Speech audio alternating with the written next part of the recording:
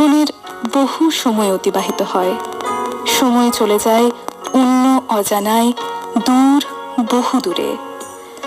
স্বপ্নের হাত ধরে অনেক কিছুর অপেক্ষা, শুধুই অপেক্ষা।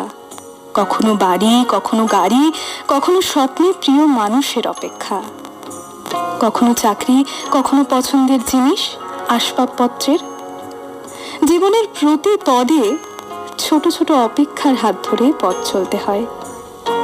কখনো স্বপ্ন পূরণ, কখনো স্বপ্ন ভঙ্গের ভীষণ যন্ত্রণা তাড়া করে বেড়ায় প্রতিনিয়ত, শুধুই অপেক্ষা।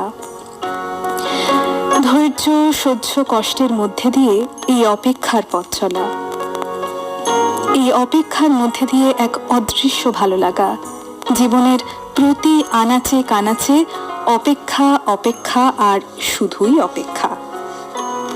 চিঠিটি পাঠিয়েছেন গোপাল দাস, সিঙ্গুর, জলাঘাটা, হুগলি থেকে। সত্যি অপেক্ষা যে এমনই বন্ধু, তার মধ্যে যেমন যন্ত্রণা আছে, তেমনই একটা সুপ্ত আশা আছে। একদিন ঠিক অপেক্ষার অবসান হবে, সেই আশায় বুক বেঁধেই তো আমাদের পথ চলা, তাই না?